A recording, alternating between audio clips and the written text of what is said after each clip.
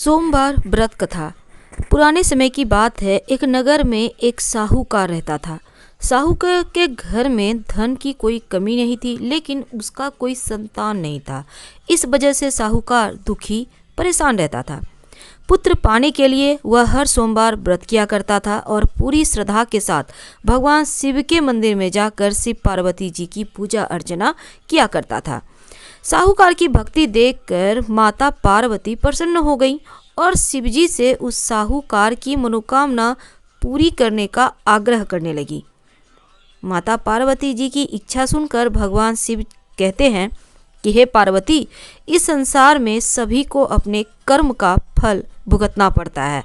जिसके भाग्य में जो लिखा है वही उसे प्राप्त होता है। लेकिन पार्वती जी ने साहूकार की भक्ति का मान रखने के लिए उसकी मनोकामना पूरी करने का आग्रह किया।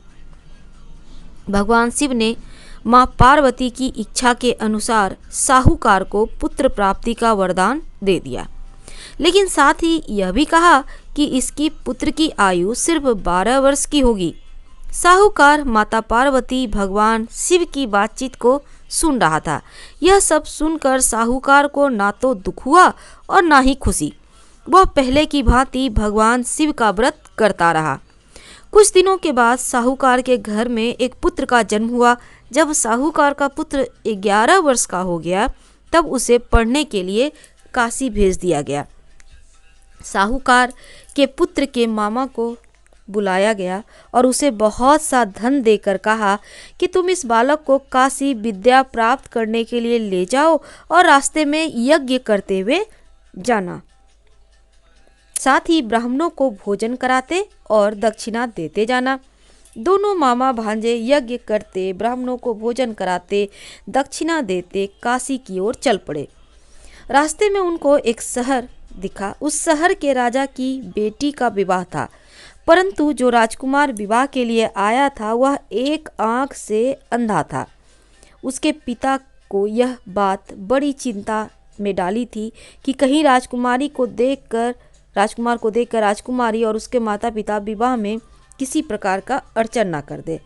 जब उसने अति सुंदर सेठ के लड़के को देखा तो मन में विचार किया कि क्यों ना द्वाराचार के समय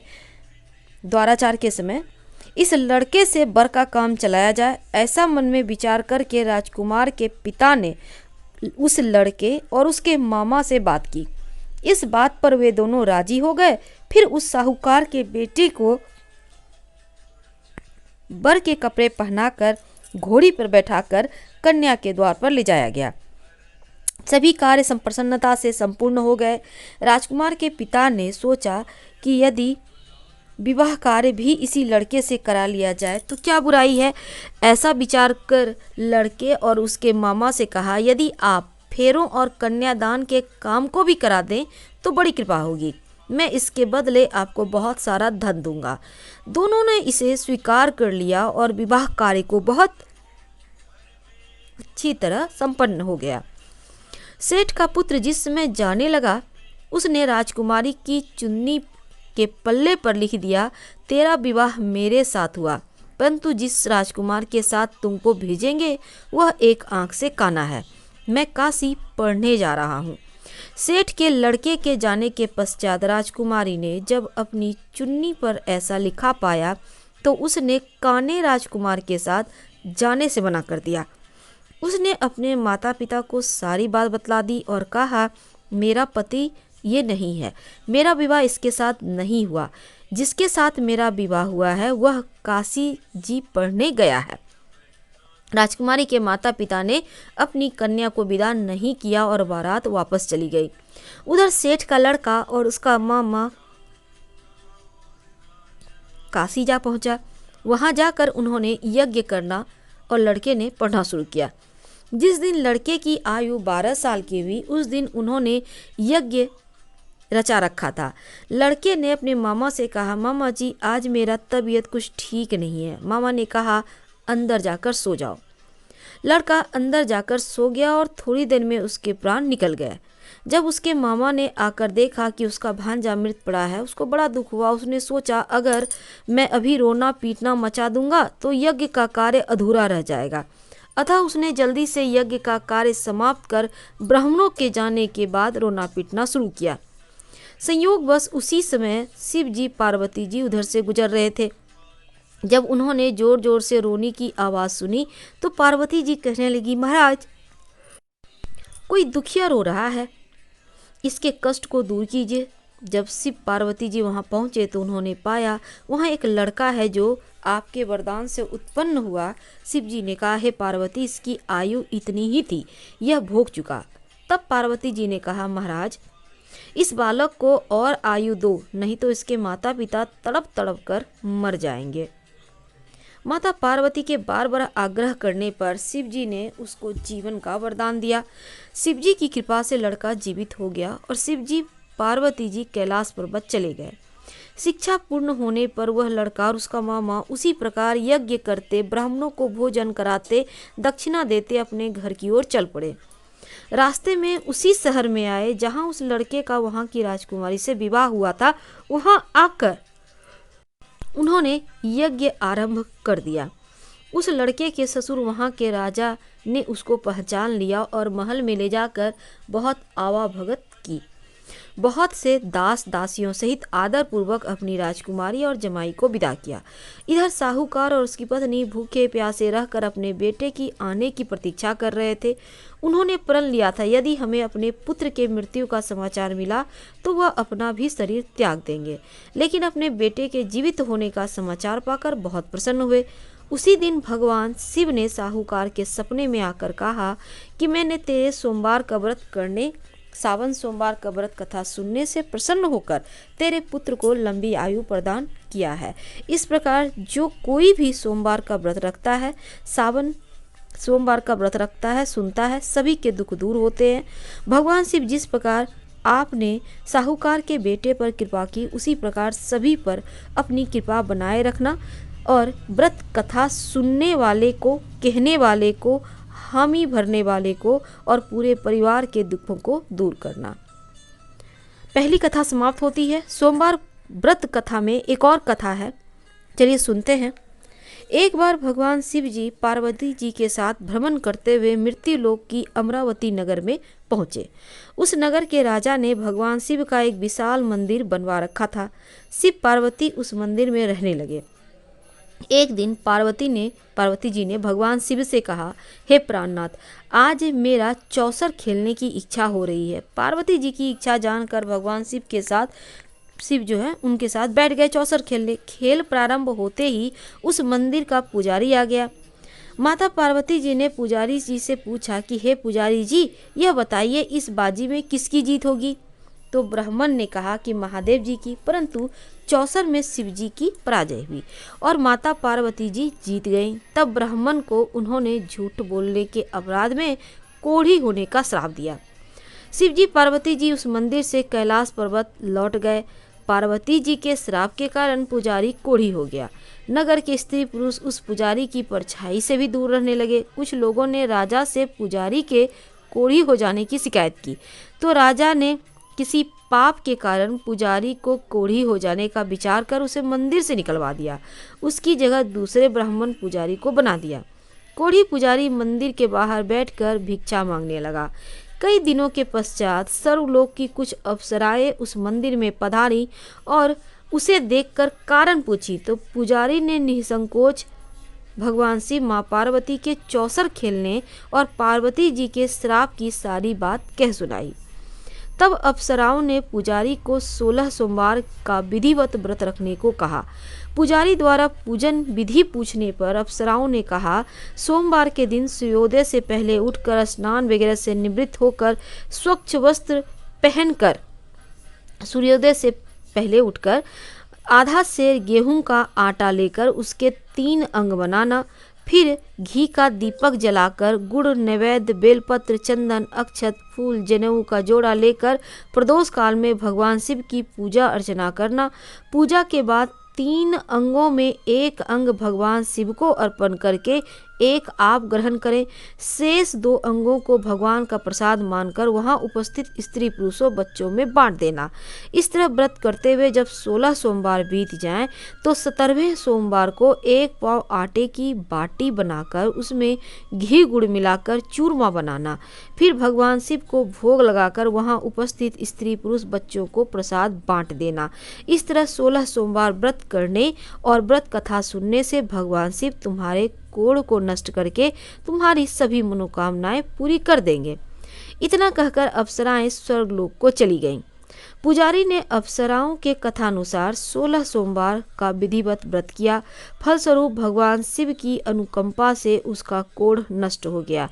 राजा ने उसे फिर मंदिर का पुजारी बना दिया और वह मंदिर में भगवान शिव की पूजा करता और आनंद से जीवन व्यतीत करने लगा। कुछ दिनों के बाद पुनः पृथ्वी पर भ्रमण करते हुए भगवान शिव और माँ पार्वती उस मंदिर में पधारे। स्वस्थ पुजारी को देखकर पार्वती जी ने आश्चर्य से उसके रोग मुक्त होने का कारण पूछा, तो पुजारी ने उन्हें 16 सोमवार व्रत करने की सारी कथा कह सुनाई। पार्वती जी व्रत की कथा बात सुनकर बहुत प्रसन्न हुई और उन्होंने पुजारी से इसकी विधि पूछकर स्वयं 16 सोमवार का व्रत प्रारंभ किया। पार्वती जी उन दिनों अपने पुत्र कार्तिकेय के नाराज होकर दूर जाने से बहुत चिंतित रहती थी। वे कार्तिकेय को लौटा लाने के लिए अनेक उपाय कर चुकी थी, लेकिन कार्तिकेय जी लौटकर उनके पास नहीं आ रहे थे। 16 सोमवार का व्रत करते हुए पार्वती जी ने भगवान शिव से कार्तिकेय के लौटने कर वापस आने की मनोकामना की और व्रत समापन के तीसरे दिन सचमुच कार्तिकेय जी वापस लौट आए। कार्तिकेय जी ने अपने हृदय परिवर्तन के संबंध में पार्वती जी से पूछा, हे माता, आपने ऐसा कौन सा उपाय किया था जिससे मेरा क्रोध नष्ट हो गया, मैं वापस लौट आया। तब पार्वती जी ने कार्तिकेय को 16 सोमवार की व्रत की कथा कह सुनाई। कार्तिकेय जी ने अपने एक ब्राह्मण मित्र ब्रह्मदत्त के परदेश चले जाने से वो बहुत दुखी थे। उसको वापस लौटाने के लिए कार्तिकेय जी ने 16 सोमवार का व्रत करते हुए ब्रह्मदत्त के वापस लौट आने की कामना की। व्रत के समापन के कुछ दिनों के बाद मित्र लौट आया। ब्राह्मण ने कार्तिकेय जी से कहा, प्रिय मित्र, तुमने कौन सा उपाय किया था जिससे परदेश में मेरे विचार एकदम परिवर्तित हो गए और मैं तुम्हारे स्मरण करते हुए लौट आया। कार्तिकेय जी ने अपने मित्र को भी 16 सोमवार के व्रत की कथा विधि सुनाई। ब्राह्मण मित्र व्रत के बारे में सुनकर बहुत खुश हुआ और उसने भी व्रत किया। 16 सोमवार का व्रत का समापन करने के बाद ब्रह्मदत्त विदेश यात्रा पर निकला। वहाँ नगर के राजा हर्षवर्धन की बेटी राजकुमारी गुंजन का स्वयंवर हो रहा था। वहाँ के राजा ने प्रतिज्ञा की थी, एक हथिनी यह माला जिसके गले में डालेगी अपनी पुत्री का विवाह उसी से करेगा। ब्राह्मण भी उत्सुकतावश महल में चला गया। वहाँ कई राज्यों के राजकुमार बैठे थे। सभी एक सजी धजी हथनी सुर में जयमाला लिए वहाँ आई और हथनी ने ब्राह्मण के गले में जयमाला डाल दी। फलस्वरूप राजकुमारी का विवाह ब्राह्मण से हो गया। एक दिन उसकी पत्नी ने पूछा, प्राणनाथ, आपने कौन सा शुभ कार्य किया था जो उस हथनी ने राजकुमारों को छोड़कर आपके गले में जयमाला डाल दी? तब ब्राह्मण ने 16 सोमवार व्रत की विधि बतलाई। अपने पति से 16 सोमवार का महत्व जानकर राजकुमारी ने पुत्र की इच्छा से 16 सोमवार का व्रत किया। निश्चित समय पर भगवान शिव की अनुकंपा से राजकुमारी के एक सुंदर, सुशील, स्वस्थ पुत्र पैदा हुआ। पुत्र का नामकरण गोपाल नाम के रूप में हुआ। बड़ा होने पर पुत्र गोपाल ने भी माँ से एक दिन प्रश्न किया कि मैं तुम्हारे ही घर में जन्म लिया, इसका क्या कारण है? माता गुंजन ने पुत्र को 16 सोमवार व्रत की जानकारी दी और व्रत का महत्व जानकर गोपाल ने भी व्रत करने का संकल्प किया। गोपाल जब 16 वर्ष का हुआ तो उसने राज्य पाने की इच्छा से 16 सोमवार का विधिवत व्रत रखा। व्रत समापन के बाद गोपाल घूमने के लिए समीप के नगर में गया। वहाँ के वृद्ध राजा ने गोपाल को पसंद किया और बहुत धूमधाम से अपनी पुत्री राजकुमारी मंगला का विवाह गोपाल के साथ कर दिया। 16 सोमवार के व्रत करने से गोपाल महल में पहुंचकर आनंद से रहने लगा। 2 वर्ष बाद वृद्ध राजा का निधन हो गया तो गोपाल को उस नगर का राजा बना दिया गया। इस तरह 16 सोमवार व्रत करने से गोपाल की राज्य पाने की इच्छा पूर्ण हुई। राजा बनने के बाद भी वह विधिवत 16 सोमवार का व्रत करता रहा। व्रत के समापन पर 17वें सोमवार को गोपाल ने अपनी पत्नी मंगला से कहा, व्रत की सारी सामग्री लेकर वह समीप के शिव मंदिर में पहुंचे। पति की आज्ञा का उल्लंघन करके सेवकों द्वारा पूजा की सामग्री मंदिर में भेज दी, स्वयं मंदिर नहीं गई। जब राजा ने भगवान शिव की पूजा पूरी की तो आकाशवाणी हुई, हे राजन, तेरी रानी ने 16 सोमवार व्रत का अनादर किया है, सो रानी को महल से निकाल दे, नहीं तो तेरा सब वैभव नष्ट हो जाएगा। आकाशवाणी सुनकर उसने तुरंत महल में पहुंचकर अपने सैनिकों को आदेश दिया कि रानी को दूर किसी नगर में छोड़ाओ, और सैनिकों ने राजा की आज्ञा का पालन करते हुए तत्काल उसे नगर से निकाल दिया। रानी भूखी प्यासी उस नगर में भटकने लगी। रानी को उस नगर में एक बुढ़िया मिली। वह बुढ़िया सूत काट कर बाजार में बेचने जा रही थी, लेकिन उस बुढ़िया से सूत उठ नहीं रहा था। बुढ़िया ने रानी से कहा, बेटी, यदि तुम मेरा सूत उठाकर बाजार तक पहुंचा दो, सूत बेचने में मेरी मदद करो, तो मैं तुम्हें धन दूंगी। रानी ने बुढ़िया की बात मान ली, और लेकिन जैसे ही रानी ने सूत की गठरी को हाथ लगाया, तभी जोर की आंधी चली और गठरी खुल जाने से सारा सूत आंधी में उड़ गया। बुढ़िया ने उसे फटकार कर भगा दिया। रानी चलते चलते नगर में एक तेली के घर पहुंची। उस तेली ने तरस खाकर रानी को घर में रहने के लिए कह दिया, लेकिन तभी भगवान शिव के प्रकोप से तेली के तेल से भरे मटके एक एक करके फूटने लगे। तेली ने भी उस रानी को वहां से भगा दिया। भूख प्यास से व्याकुल रानी वहां से आगे की ओर चल पड़ी। रानी ने एक दिन नदी का जल पीकर अपनी प्यास शांत करनी चाही तो नदी का जल उसके स्पर्श से सूख गया। अपने भाग्य को कोसती भी रानी आगे चल दी। चलते चलते रानी एक जंगल में पहुंची। उस जंगल में एक तालाब था, उसमें निर्मल जल भरा था। निर्मल जल देखकर रानी का प्यास तेज हो गया और जल पीने लगी। तो रानी ने तालाब की सीढ़ियां उतरकर जैसे ही जल को स्पर्श किया, तभी उस जल में असंख्य कीड़े उत्पन्न हो गए। रानी ने दुखी होकर उस गंदे जल को पीकर अपने प्यास शांत की। रानी ने एक पेड़ की छाया में बैठकर कुछ देर आराम करना चाहा तो उस पेड़ के पत्ते पल भर में सूख कर बिखर गए। रानी दूसरे पेड़ के नीचे जाकर बैठी। जिस पेड़ के नीचे बैठती वही सूख जाता। वन सरोवर की यह दशा देखकर वहां के ग्वाले बहुत हैरान हुए। ग्वाले रानी को समीप के मंदिर के पुजारी जी के पास ले गए। रानी के चेहरे को देखकर ही पुजारी जान गए कि रानी अवश्य किसी बड़े घर की है, भाग्य के कारण दर दर भटक रही है।